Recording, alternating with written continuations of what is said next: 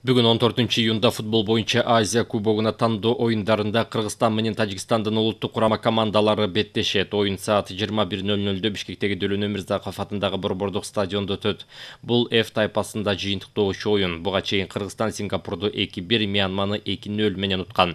Тажикстан менен Мьянманы 4-0, Сингапурду 1-0 менен жеңген. Ушул тапта F тайпасында Кыргызстанда да Тажикстанда да 6 упай бар.